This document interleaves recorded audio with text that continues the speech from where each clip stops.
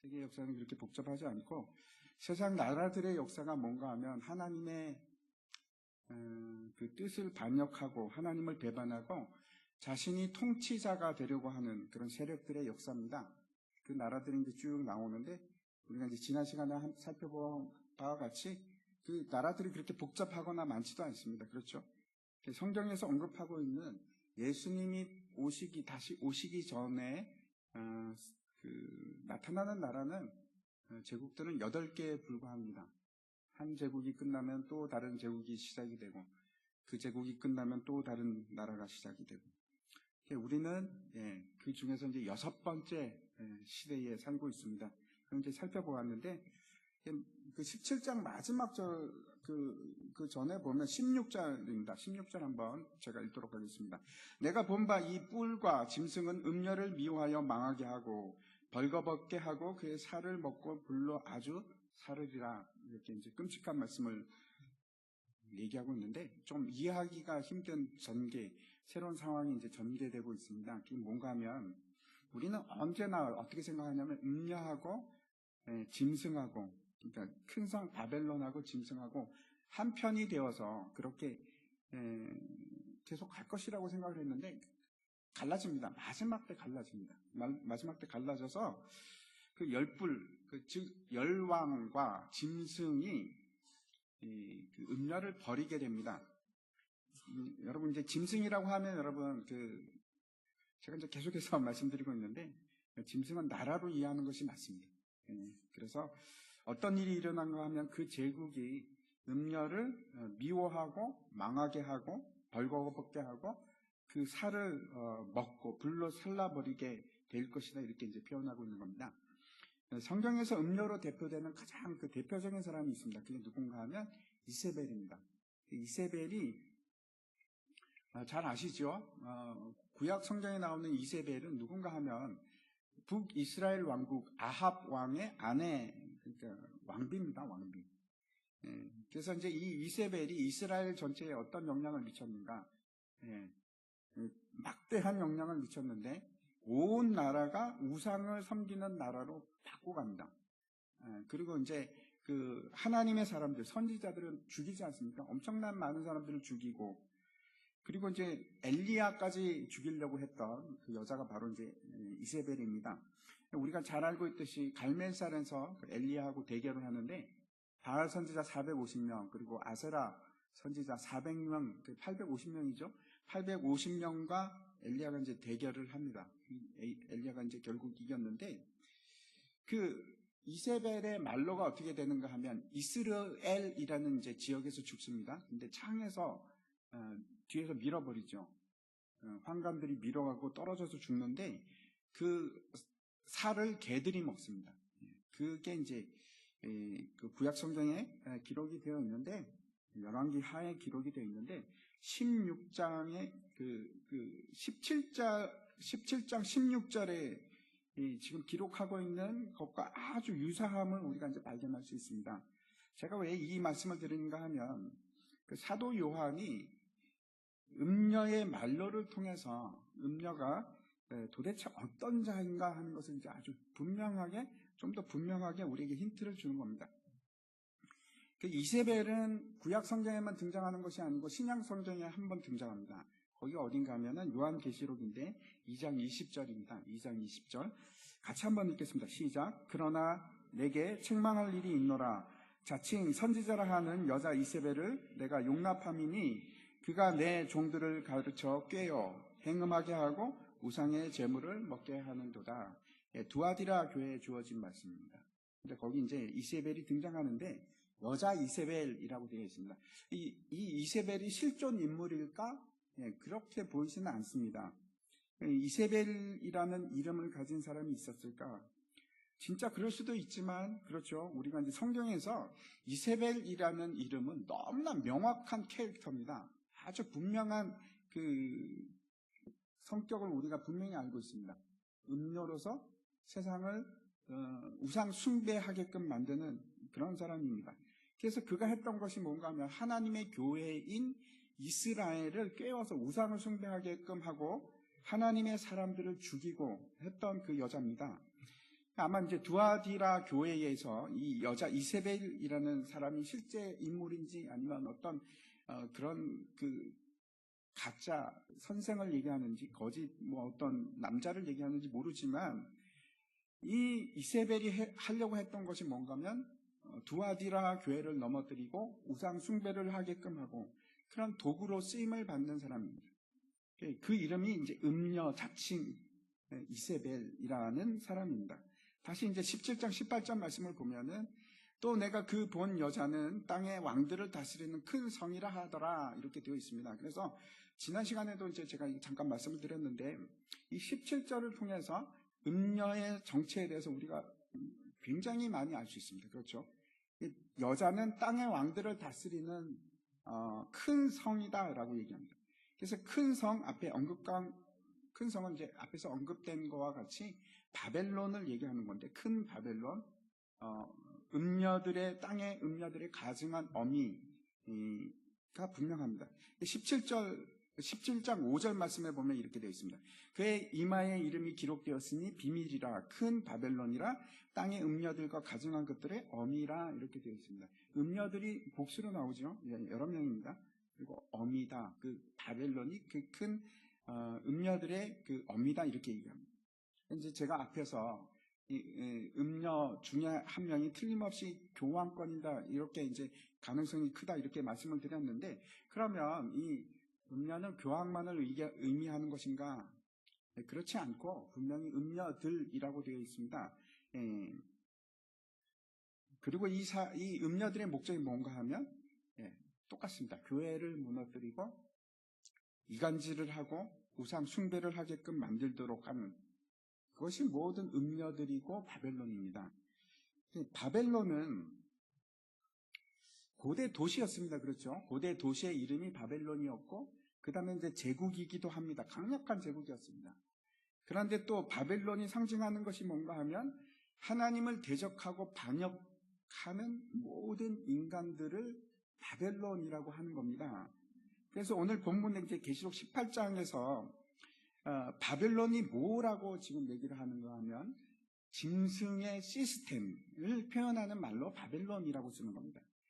동시에 이제 그 요한은 이제 14장에서는 또 17장에서 18장에서 하여튼 뭐 계속해서 나오는데 8번에 걸쳐서 바벨론을 뭐라고 하는가 하면 영어로 하면 시티라고 합니다. 베드로전서 5장에 보면은 13절입니다. 베드로 사도가 바벨론에 대해서 언급을 하고 있는데 이렇게 되어 있습니다. 택하심을 함께 받은 바벨론에 있는 교회가 너에게 무난하고 내 아들 마가도 그리하느니라. 바벨론을 언급합니다. 바벨론이라는 지역이 당시에 없었습니다. 어떤 사람은 이게 애굽에 있는 한 도시를 말할 거다라고 얘기를 하기도 하는데 대부분, 저를 비롯해서 많은 대부분의 사람들은 이 바벨론을 어디로 생각을 하는가 하면 로마로 우리가 지금 그 베드로의 코드가 이 로마다 하는데 다 일치를 합니다. 이거는 로마가 틀림없다. 이렇게 생각합니다. 정황상으로나 역사적으로나 다 마찬가지입니다. 그래서 제가 다시 정리해서 말씀드리면 베드로 사도나 요한 사도가 당시 바벨론이 상징하는 것은 뭔가 하면은 당시 세력을 잡고 있는 로마입니다. 로마의 세력입니다. 그래서 교회를 핍박하고 우상을 섬기게 강요할 뿐만 아니고 성도들을 죽이는 자들이었습니다. 근데 이 바벨론이 영원한가? 영원하지 않습니다. 그렇죠? 결국은 무너지고 만다 하는 것이 오늘의 말씀입니다. 이제 본문으로 돌아가서 1절 한번 말씀 보겠습니다. 1절, 18장 1절입니다. 제가 읽도록 하겠습니다. 이 일 후에 다른 천사가 하늘에서 내려오는 것을 보니 큰 권세를 가졌는데 그의 영광으로 땅이 환하여지더라. 사도 바울이 앞에서 일어난 그 여러 가지 이제 앞에서 환상들을 보는데 이 일 후에라는 것은 그 시간적인 의미를 하는 것이 아니고 또 다른 환상을 봤다 이런 겁니다. 그래서 이제 그 순서를 얘기하는 건 아닙니다. 이제 또 다른 환상이 시작이 되었는데 한 천사가 하늘에서부터 내려옵니다. 그런데 이 천사가 좀 특별합니다. 큰 권세를 가지고 있고 그 땅이 영광으로 이게 보통 이런 표현이 잘 안 나오는데 그 그 영광으로 땅이 환해졌다. 얼마나 밝았으면, 얼마나 영광이 컸으면 그렇게 얘기합니다. 이 천사가 누굴까? 우리가 쉽게 이제 결론을 내릴 수는 없습니다. 천사라는 말 자체가 보냄을 받았다 그런 뜻입니다. 그래서 이게 꼭 천사라고 하면 몸에 이제 날개가 달려 있고 이런 존재를 말하는 것은 아닙니다. 하나님으로부터 보냄을 받은 자, 사자라는 뜻입니다. 그래서 어떤 사람들은 이 첫 번째 천사가 예수님이 아닐까라고 얘기하기도 하는데, 근데 좀 이상한 것은 요한이 예수님을 모르는 것도 아니고 앞에서 계속 어린 양 또는 예수님이라고 말을 했는데 굳이 여기서 엥겔로스, 사자라고 말을 해야 되는가 하는 생각을 가집니다. 아무튼 이제 18장에 들어왔는데 18장에서 3명의 다른 소리가 납니다. 첫 번째 이제 천사가 등장하는 것이 1절부터 3절까지고, 그 다음에 두 번째 천사는 4절부터 20절까지 길게 선포를 합니다. 그리고 나서 세 번째 등장하는 천사는 힘센 천사인데, 그 세 번째 천사가 이제 21절부터 시작해서 24절까지 세 번째로 외칩니다. 도대체 무슨 말을 외치는가? 첫 번째 천사가 외치는 말이 뭔가 하면 바벨론에 대한 저주입니다. 그 저주를 외치고, 두 번째 천사가 외치는 것은 뭔가 하면 분리되어라, 떠나라.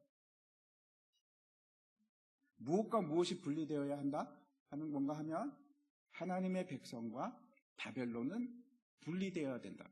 그 말씀을 하고 있고, 세 번째 천사는 어떤 말을 외치는가? 바벨론에 대한 한탄을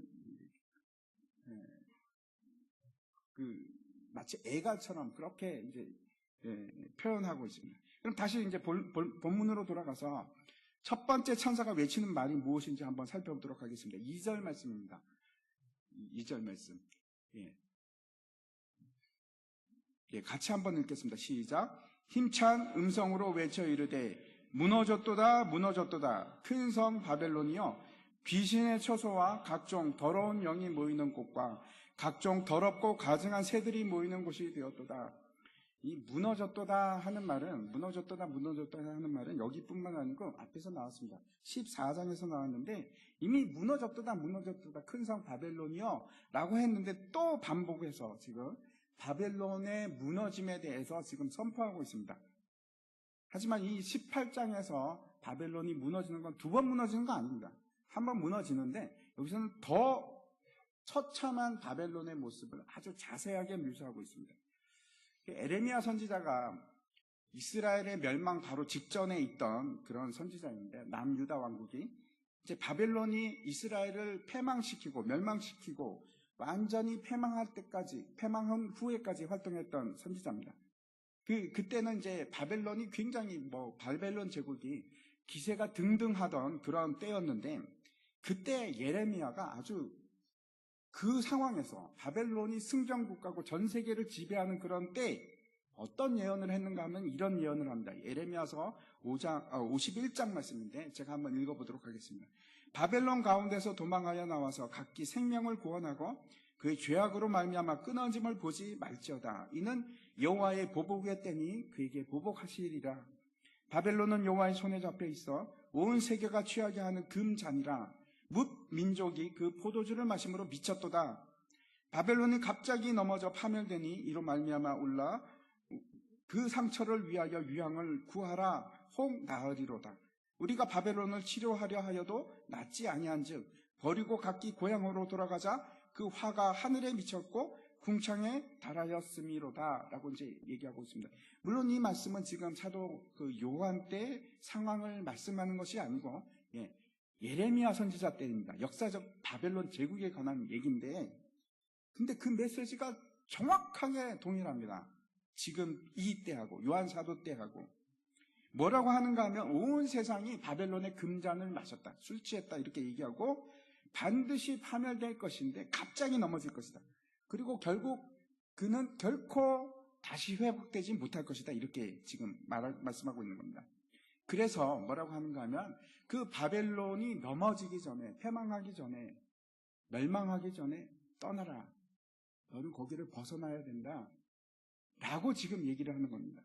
계속해서 35절부터 37절까지 말씀을 제가 다시 읽으면, 내가 받은 폭행과 내 육체에 대한 학대가 바벨론에 돌아가기를 원한다고 시온 주민이 말할 것이요. 내 피 흘린 죄가 갈대아 주민에게로 돌아가기를 원한다고 예루살렘이 말하리라. 그러므로 여호와께서 이와 같이 말씀하시되 보라 내가 내 송사를 듣고 너를 위하여 보복하여 그의 바다를 말리며 그의 샘을 말리리니 바벨론이 돌무더기가 되어서 승랑의 거처와 혐오의 대상과 탄식거리가 되고 주민이 없으리라. 결국 이 바벨론이 멸망한 이유는 뭐라고 합니까? 이스라엘의 탄원 때문에, 교회의 탄원 때문에 망한다는 겁니다. 교회가 기도했기 때문에, 억울함을 하나님께 호소했기 때문에, 그리고 그 하나님께서 그 핏값에 대한 보응으로 바벨론이 패망하게 되는 겁니다. 그리고 이제 보면은 바벨론은 돌무더기가 되고 승랑이의 거처가 되고, 승랑이는 그렇죠. 시체를 먹는 짐승입니다. 그러니까 시체만 있는 곳입니다. 사람이 있는 것이 아니고 시체만 있는 곳. 죽음만 존재하는 곳. 사람들이 살지 않는 곳이 될 것이다. 이렇게 지금 말씀하고 있습니다. 이 예레미야 선지자의 예언은 실제 바벨론 제국에 대한 예언이지만 사도 요한이 본 환상은 어떤 바벨론인가는 영적인 바벨론의 패망입니다. 멸망입니다. 그런데 그 내용이 전혀 다르지 않습니다. 똑같습니다. 오늘 본문에서 무너진 바벨론은 귀신에 쳐서 각종 더러운 영이 모이는 곳이 되고 더러운 가증한 새들이 모이는 곳이라 이렇게 이제 말씀하고 있는데, 더럽고 가증한 새는 어떤 새입니까? 이제 시체를 먹는 새들입니다. 그런 새들만 모이는 곳, 죽음과 귀신들만 사는 곳, 그런 곳이 되고 말 것이다. 이렇게 얘기합니다.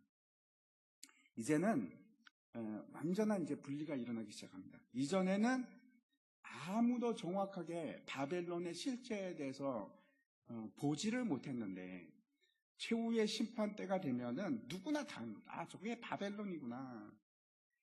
귀신과 더러운 영들만 있는 그런 곳입니다. 그게 바벨론입니다. 그러면 지금은 바벨론 세력이 우리 가운데 없는가? 음녀 이세벨은 우리 주변에 없는가? 그 음녀가 하는 일은 너무나 분명합니다. 교회를 파괴하는 일. 첫 번째 목표가 교회의 분열입니다. 싸우게끔 만들고 상처내게끔 만들고 무너지게끔 만들고 분쟁이 일어나게끔. 그 일을 우리가 수도 없이 보지 않습니까? 교회가 무너지는 모습을. 두 번째 이제 바벨론 음녀들이 하는 일이 뭔가 하면 우리의 영혼을 무너뜨리는 겁니다. 혼미하게 만들고 부정한 생각을 가지게 하고, 그리고 복음이 아닌 비진리를 진리처럼 여기게끔 만들고, 그래서 그것을 따르게끔 하고. 그게 바벨론입니다. 어제 이제 집에 갔는데, 집에 좀 있다가 쉬고 있는데, 우리 딸들하고 엄마하고 이제 제 아내하고 논쟁이 붙었던 것 같습니다. 어떤 건가 하면, 우리 아내는 이제 계속 요즘 우리 아이들이 아이돌이나 걸그룹 같은 거 못 따라하게 합니다. 노래나 춤추는 거 이런 거 못하게 하는데, 그게 잘 되지를 않는 겁니다. 아이들이 이제 학교 가면 거의 100% 다 아이돌이 놀입니다. 그 노래 부르고 그 춤추고. 근데 우리 아이들은 그걸 모르는 겁니다. 그래서 이제 같이 놀지를 못하는 겁니다. 섞이지를 못합니다. 왕따가 되는 겁니다. 그러니까 아이들이 우리도 제발 좀 노래 좀 가요 좀 부르게 좀 해달라고 그러는 겁니다. 섞이고 싶어서. 아이들이 그 내용이 뭔지 알겠습니까? 당연히 모르고 그냥 아무 생각 없이 따라하는데, 아이들은 그 내용이 어떤 건가 판단할 수 있는 능력이 없습니다. 어른들도 없는데 아이들이라고 그걸 분간하겠습니까? 문제는 이런 겁니다. 이 가슴이 답답한 겁니다. 그걸 모르면은 학교에서 왕따가 됩니다. 교회에서도 놀이할 때 막 그런 걸 하는데 같이 놀 수가 없는 겁니다. 그런 놀이를 하면. 애들이 어떤 놀이를 하냐면 좀비 놀이 막 이런 거 하고. 우리 딸들이 하소연을 하는 겁니다. 엄마, 우리도 그런 노래 좀 부르게 해줘. 아들 다 그런 노래 부르고 춤추고 그러는데 우리는 낄 수가 없잖아. 이제 좀 있으면 이제 다음 달 말쯤 되면 또 할로윈 데이 될 텐데, 여러분 아시죠? 그 할로윈 데이가 완전히 귀신들 축제입니다. 귀신놀이 하는 겁니다. 근데 사람들이 그거 아무 생각 없이 그냥 귀신놀이 따라합니다. 그게 얼마나 영적으로 그 사악한 일들이 벌어지는지. 이제 미국의 같은 경우에는 할로윈 데이가 온 나라가 그냥 완전히 미쳐버립니다. 할로윈으로. 제가 이제 전에도 한번 말씀드린 적이 있는데, 사탄 숭배자가 하는 말입니다. 귀신이 그렇게 기뻐한답니다. 할로윈 데이를. 그때가 되면은 가장 활발하게 귀신이 활동할 때가 할로윈 데이 때. 그렇게 얘기하는 걸 제가 들었습니다. 근데 아무튼 이제 어제 아내가 아이들하고 설득하고 막 얘기하다가 지쳐가지고 아빠가 얘기해. 나 도저히 못하겠어. 제가 그 얘기를 듣고 마음이 이제 답답하고 어떻게 해야 되나 복잡합니다. 마음. 너희는 예수 믿는 아이들이니까 그런 노래나 춤은 안 하는 게 좋겠어. 라고 하면 학교에서 왕따가 될 거고, 그래 너희 하고 싶은 대로 해라. 그러면 그렇게 하기는 내가 싫고 못하겠고. 세상이 그렇습니다. 요즘 아이들이 가장 좋아하는 그룹 중에 하나가 여러분 뭔지 아십니까? BT 동그라미 그룹인데, 우리나라 아이들뿐만 아니고 세상 사람들이 다 난리가 아닙니다. 혹시 여러분 저 그룹의 노래를 들어보셨는지 모르겠는데, 저는 목사니까 연구하기 위해서 몇 개를 옛날에 들어봤습니다. 근데 그 음률이나 비트 같은 것이 거의 비슷합니다. 저기 최근에 이제 빌보드 차트에서 1위 하고 대단하지 않습니까? 노래도 잘하고 춤도 출 뿐만 아니고 저게 이제 굉장히 핵심적인 그게 있습니다. 그게 뭐냐면 스토리가 있습니다. 쟤네들 노래는 스토리가 있고, 그 다음에 특히 대단한 것이 있는데, 외국 사람도 흉내내지 못하는 카메라 웍이 있습니다. 그래서 외국 사람들도 깜짝깜짝 놀랍니다. 아니 저렇게 찍다니. 그 미국에서도 저것 때문에 그 신기원을 이뤘습니다. 카메라 잡는 방법에 대해서. 각광을 받고 있는데, 잠깐 그 영상을 한번 보겠습니다.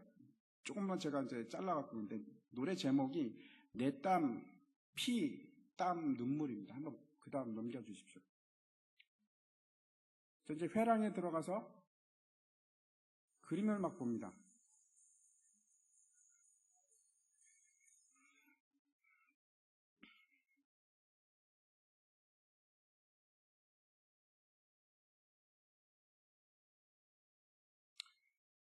혹시 저 그림이 어떤 그림인지 아십니까?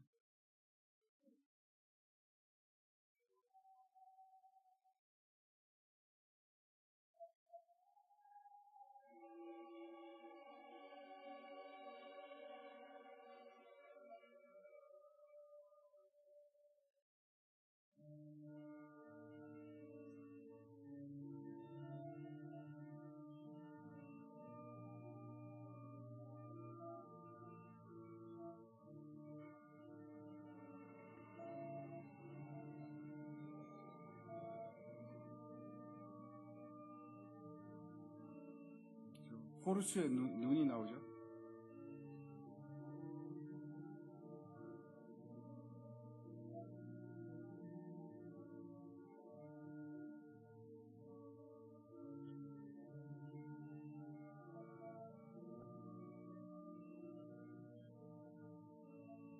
일종의 영지주의입니다.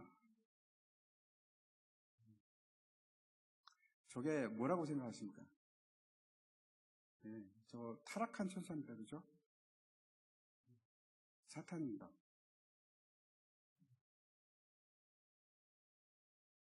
검은 날개를 가지고 있죠.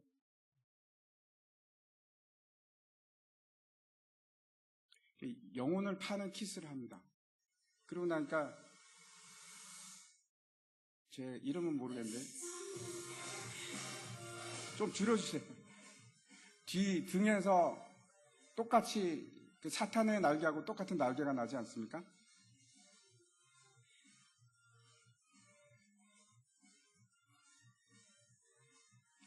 저 피에타상이 나오죠.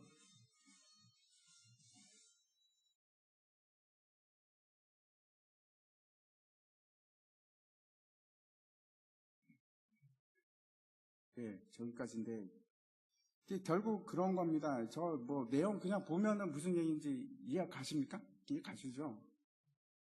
타락한 천사 루시퍼에게 자기 피와 땀과 눈물을 다 팝니다. 영혼을 파는 겁니다. 영혼을 팔고 대신에 이제 보장을 받습니다. 뭘 보장을 받습니까? 부귀와 명예와 영화 같은 거. 그게 저 스토리입니다. 이제 루시퍼에게 충성을 맹세하자 어떻게 하냐면 자기도 등에서 날개가 이렇게 쭉 나오는 그 자리가 이렇게 보이지 않습니까? 사실 저 얘기는 굉장히 끔찍한 얘기입니다. 끔찍한 얘기인데 자신들은 어떻게 얘기하는가 하면 저걸 이제 데미안 소설에서 영감을 받았다 이렇게 하는데 뭐 그건 어떤 건 간에 저 노래가 주는 메시지는 너무나 분명합니다.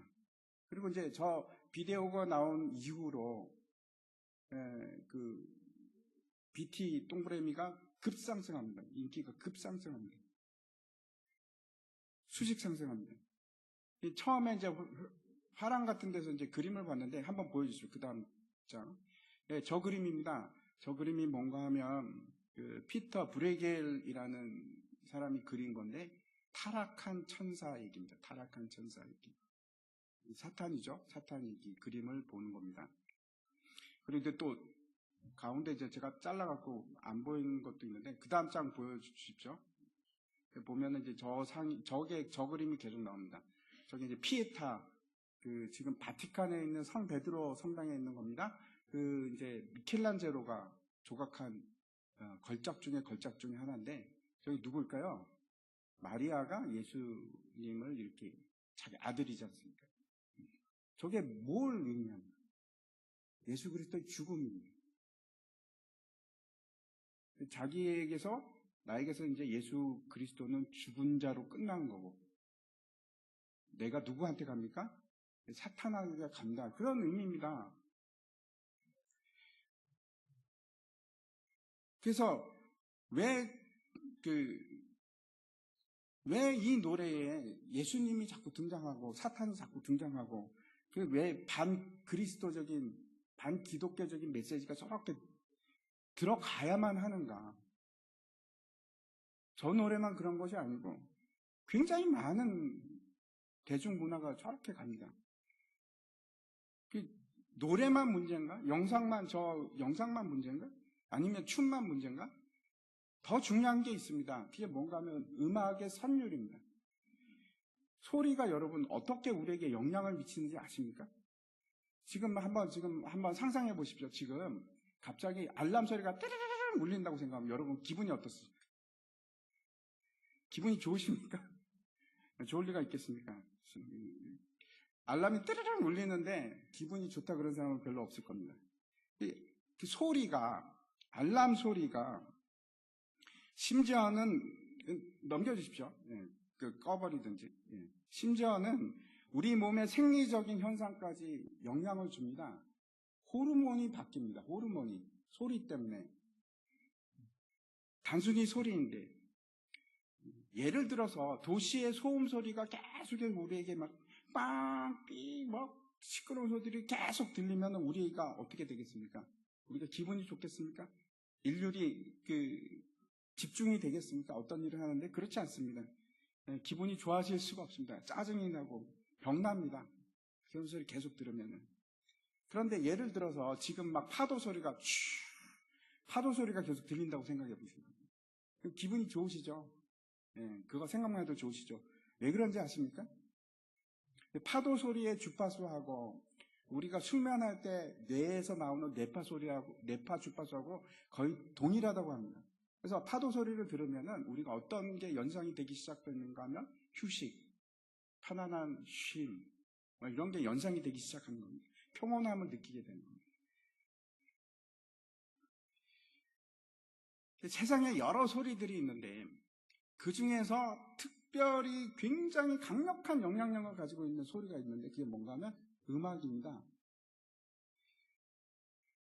어떤 음악은 우리가 듣기만 해도 막 감정이 슬퍼집니다. 그렇죠. 제가 이제 옛날에 클래식 음악을 참 좋아했었는데 고등학교 때 베토벤의 피아노 협주곡을 듣다가 막 눈물을 막 흘린 적이 있습니다. 너무 이상하지 않습니까? 왜 그걸 듣는데 눈물이 나는 겁니까?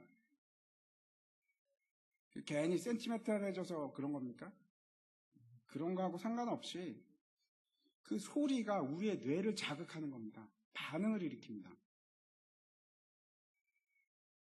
그래서 어떤 음악은 듣기만 해도 기분이 좋아지는 음악이 있는가 하면 어떤 음악은 듣기만 해도 막 소름이 끼치고 막 기절할 만큼 막 기분이 오싹하게 만드는 그런 음악도 있습니다. 제가 말씀드린 거는 음악은 굉장히 영적입니다. 음악이 우리 정신과 생산성에도 영향을 미치는데 만약에 이게 실험을 한 겁니다. 불길한 음악을 들으면 우리 생산성이 3분의 1로 떨어진다고 합니다. 그렇지 않고 새소리 같은 좋은 소리를 들으면 훨씬 더 일률이 높아지고 더 중요한 것이 다시 한번 보여주십시오. 아까 지금 칼빈 얘기를 써놨는데 제가 안 나오는데 보여주십시오 빨리. 칼빈, 종교개혁자 칼빈은 뭐라고 얘기했는가 하면 음악은 사람의 마음을 움직이는 비밀스러운 큰 힘이 있다. 이런 말까지 했습니다. 제가 말씀드리는 것은 모든 대중가요가 문제가 있다 이런 거는 아닙니다. 그런 말씀 드리는 것은 아닌데 대중가요 중에서는 참 우리에게 정서적으로 좋은 것들도 있습니다. 그런데 현재의 인기를 얻고 있는 소위 굉장히 아이들이 즐겨하고 막 따라가는 그런 음악 중에는 정말 영혼을 파괴하는 음악들이 너무나 많이 있어요. 그래서 조심해야 됩니다. 특히 이 대중 공연 음악 같은 거는 여러분 어떤 것들이 있냐면 이거는 그 악한 영들에게 올려드리는 제의적인 제사의 형식을 띠고 있습니다. 제사를 드리는 겁니다. 그 퍼포먼스를 통해서 그 행위들을 통해서 공연을 통해서 사탄에게 제사를 드리는 겁니다. 근데 그런 노래나 춤이나 이런 걸 우리 아이들이 그냥 아무 생각 없이 인기가 좋으니까 들으면 막 자극적이고 괜히 좋게 느껴지니까 그래서 따라한다? 따라하는 것으로 끝나는 것이 아니고 반드시 악한 그 노래는 우리의 영적인 부분을 타치합니다. 망가뜨립니다. 그런 힘을 가지고 있습니다. 음악은 특히 그렇습니다. 그러면 대중가요만 그런가? 아니요. 클래식도 그런 클래식 많이 있습니다. 마귀들이 우는 사자처럼 지금도 우리를 삼키기 위해서 지금 여기저기 막 돌아다닙니다. 하나라도 더 삼키려고. 그래서 우리가 정신을 차리고 싸우지 않으면은 그냥 우리는 여러분 평범한 삶 속에서 평범한 세상 속에서 그냥 살아가는 존재들이 아니고 공중 권세 잡은 자들이 다스리는 곳 아래에 있는 사람들입니다. 세상은 절대 뉴트럴하지가 않습니다. 중립적이지가 않고 세상은 우리 편이 아닙니다. 제가 수차 말씀드렸지만 절대로 우리 편이 아닙니다. 공중 권세 잡은 자들이 통치하고 다스리는 영역하에 있는 겁니다. 그 하에서 우리는 살아가는 사람들입니다. 다시 오늘 본문의 말씀 2절 말씀 보여주시기 바랍니다. 2절 제가 다시 읽겠습니다. 힘찬 음성으로 외쳐 이르되 무너졌도다 무너졌도다 큰 성 바벨론이여 귀신의 처소와 각종 더러운 영이 모이는 곳과 각종 더럽고 가증한 새들이 모이는 곳이 되었도다. 이 무너졌도다 무너졌도다 두 번 얘기하고 있는데 이거는 그냥 극적인 효과를 높이기 위해서 드라마틱하게 만들기 위해서 두 번 반복해서 얘기한 것이 아니고 두 가지 심판에 대해서 얘기하는 겁니다. 두 가지 심판. 하나는 뭔가 하면 바벨론적인 교회에 대한 심판을 의미합니다. 즉 매춘부 같은 음녀들에 관한 그 심판을 의미하는 것이고, 또 하나는 어떤 심판인가? 정치적인 바벨론에 대한 심판입니다. 그래서 이제 나중에 6절에 가면, 6절 한번 보여주십시오. 그가 준 그대로 그에게 주고 그의 행위대로 갑절을 갚아주고, 2배를 얘기합니다. 2배. 그가 섞은 잔에도 갑절이나 섞어 그에게 주라. 하나님께서 그 죄에 대해서 보응하시는데 2배로 갚겠다. 2배로. 2배로 심판하시겠다. 그렇게 이제 말씀하고 있는 겁니다.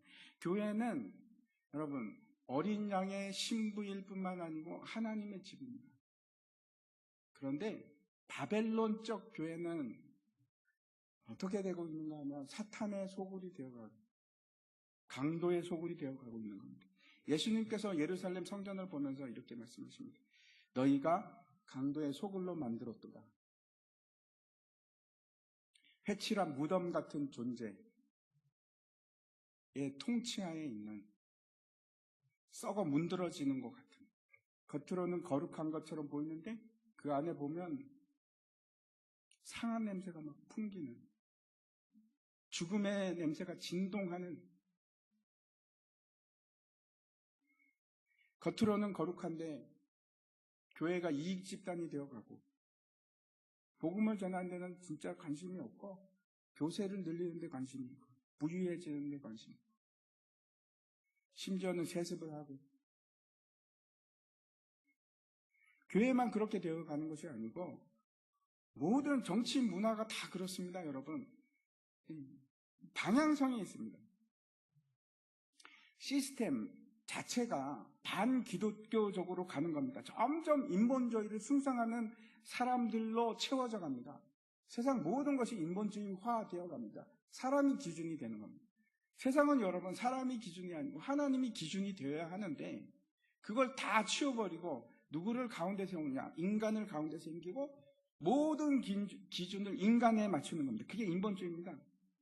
사람이 기준이 되면 모든 기준이 결국 어떻게 되는가? 사람을 기쁘시게 하는데, 사람을 기쁘게 하고 사람의 쾌락을 위해서 나아가게 됩니다. 모든 시스템이 마찬가지입니다.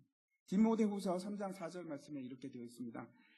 같이 한번 읽겠습니다. 시작. 배신하여 조급하며 자만하며 쾌락을 사랑하기를 하나님 사랑하는 것보다 더하며,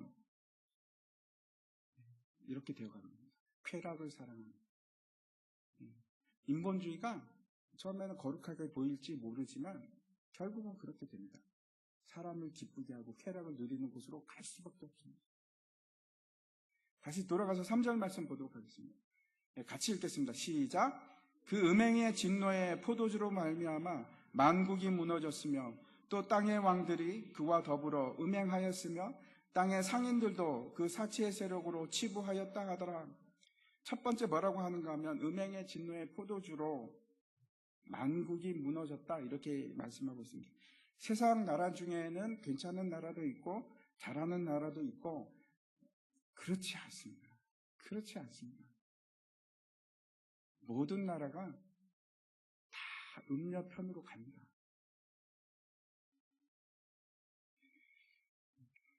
제가 또 말씀드리는데 세상 나라를 믿지 마십시오.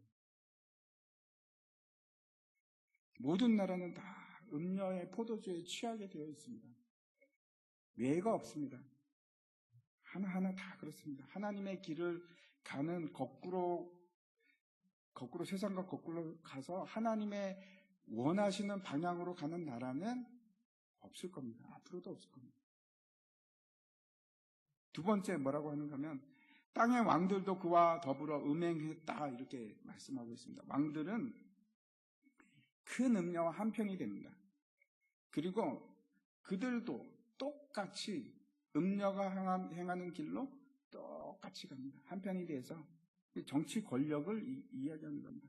우리가 아무리 잘 뽑는다고, 대통령 선거를 아무리 잘한다고 해도 결국 정치 권력은 누구의 편에 서는가? 하나님의 편에 서지 않습니다. 절대로 그렇지 않습니다. 세상 권세 잡은 자의 편에 서게 되어 있습니다. 그게 성경이 말하는 바입니다. 그러면 우리는 완전히 포기하고 선거도 하지 않고 투표도 하지 않고 그렇게 살 건가? 아니요. 제가 그런 말씀을 드리는 건 아닙니다. 우리는 최선을 다해서 그렇게 해야 됩니다.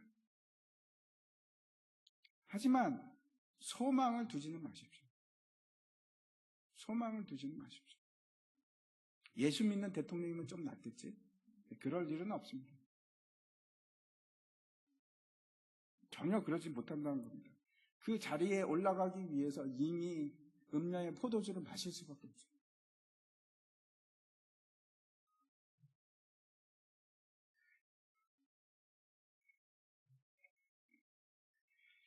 우리는 대통령이나 아니면 뭐 수상들이 예수 믿는 사람이 다스리면 좀 낫지 않을까? 그렇지 않은 이유가 실제 권력을 가지고 있는 실체는 누군가 하면 공중 권세 잡은 자들입니다. 그 아래에 있게 되는 겁니다. 그래서 실제 세상은 그렇게 굴러가는 겁니다. 공중 권세 잡은 자들의 편으로 돌아가는 겁니다. 세 번째 뭐라고 하는가 하면 땅의 상인들도 그 사치의 세력으로 치부하였도다라고 말씀하고 있습니다. 어떤 사람들은 지금도 막 공산주의에 대해서 되게 두려워하는 사람, 걱정 많이 하시는 분이 계시는데 저는 오히려 걱정하는 바는 뭔가 하면 극도로 발달하는 자본주의입니다. 그건 별로 저는 걱정도 안 합니다. 사탄이 우리에게 겨누고 있는 가장 큰 무기가 뭐가 되느냐? 돈입니다. 돈으로 우리를 그렇게 만들어갑니다. 지금 세상 한번 보십시오. 어떤 사람들은 군사력이나 정치력을 가진 강한 나라가 이 세계를 통치한다고 생각하십니까? 그렇게 얘기를 합니다. 어떤 사람은 그런데 뭐라고 얘기하냐면 자본이 이 세상을 통치한다고 얘기를 합니다. 우리 눈에 보이지 않는 거대한 자본이 있습니다. 그 자본은 여러분 못할 일이 없습니다.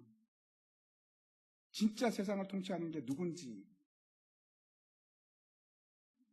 정치가들을 휘두르는 것도 전쟁을 일으키는 것도 어쩌면 큰 이유가 사실은 돈입니다. 돈.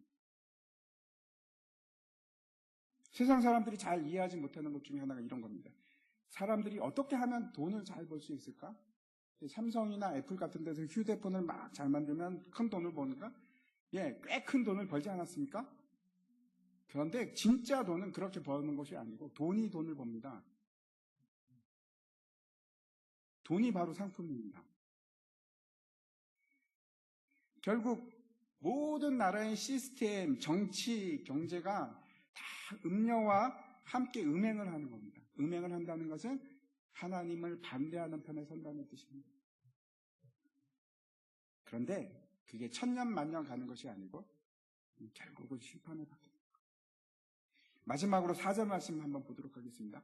4절 말씀 같이 한번 읽겠습니다. 시작. 또 내가 들으니 하늘로부터 다른 음성이 나서 이르되 내 백성아 거기서 나와 그의 죄에 참여하지 말고 그가 받을 재앙들을 받지 말라. 하나님께서 우리들에게 하시는 말씀을 들으시기 바랍니다. 뭐라고 합니까? 내 백성아 거기서 나와 그 죄에 참여하지 말고 그 재앙을 받지 말라. 우리들에게 하시는 말씀입니다. 여러분 그 아브라함이 갈대아 우르에 있을 때 하나님께서 나타나셨습니다. 그리고 너 떠나라. 너 고향, 친척, 아버지 집을 떠나라. 그리고 내가 내게 지시할 곳으로 가라. 여러분 생각해 보시기 바랍니다. 그때 갈대아 우르는 바벨론 제국의 중심부입니다. 휘황찬란한 사치와 돈이 흐르는 곳이고 물질의 중심입니다. 근데 거기서 하나님 뭐라 그러냐면 너 떠나라. 이 바벨론 제국에서 떠나라. 그리고 내가 내게 지시할 땅으로 가라. 제가 여러분에게 두 가지를 당부하고 싶습니다. 떠나십시오. 떠나십시오. 어디서 떠나야 되는가 하면 비진리, 가짜로부터 떠나시기 바랍니다. 그리고 복음에 머물러 계십시오. 진리에 머물러 계십시오. 앞으로 여러분이 계속 소망대에 있을지 아니면 이사를 갈지 떠날지 잘 모릅니다. 저도 마찬가지고 때로는 가슴이 답답할 때가 있습니다. 수많은 사람들이 아직도 복음을 뭔지 모르고 진리가 아닌데 거기에 그냥 머물러 있는 겁니다. 어떻게 하려고? 그렇다고 해서 제가 우리 교회만 복음이 있고 우리 교회만 진리다 이런 말씀을 드리는 것이 아닙니다. 그래도 지금도 한국 땅에는 많은 하나님의 교회들이 있습니다. 진리가 있는 교회들이 있습니다. 그렇지만 너무나 많은 바벨론적 교회들도 동시에 존재합니다.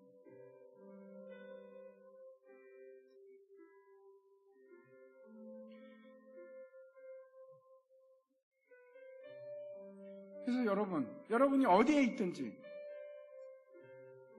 복음에 머물러 계셔야 합니다. 진리에 머물러 계셔야 합니다. 분별하십시오. 뭐가 진리인지, 뭐가 복음인지. 헷갈리시면 안 됩니다. 저도 뭐 천년만년 계속 이렇게 외치고 여기 있을지 아닐지 모릅니다. 어떤 상황이 오든지 어디를 가든지 누가 무슨 말을 하든지 여러분 분명하게 내가 진리가 뭔지 알고 복음이 뭔지 아셔야 합니다.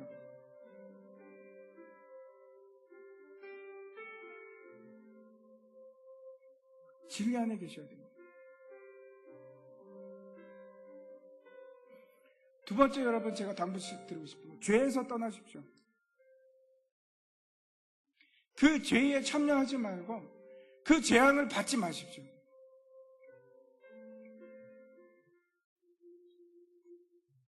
이제는 여러분 어떻게 사셔야 되는지 아십니까? 때가 급할 때입니다. 돌다리도 두드리면서 가십시오. 실패할 수 없습니다.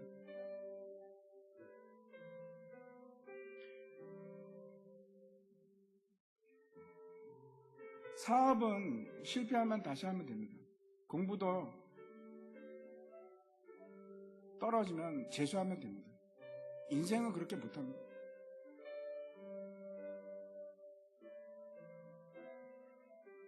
세상은 여러분 절대 우리 편이 아닙니다. 두드리고 또 두드리면서 가십시오.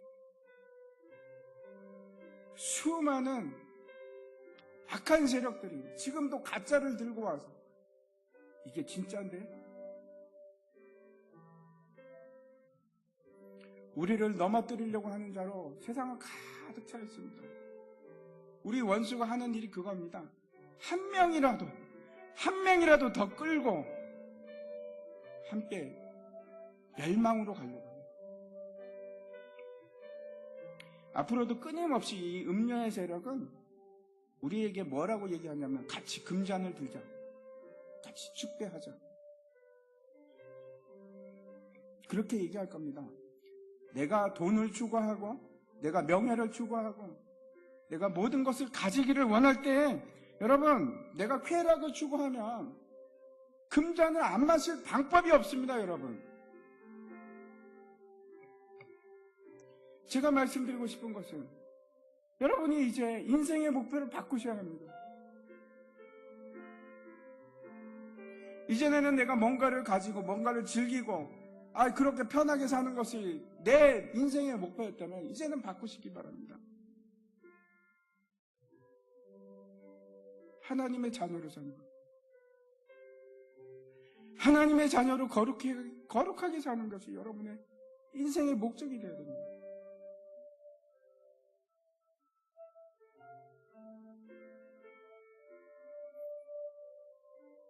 그게 여러분의 꿈이 되고 여러분의 기도 제목이 되고 그것이 여러분의 삶의 목표가 되기를 간절히 같이 함께 찬양했으면 좋겠습니다.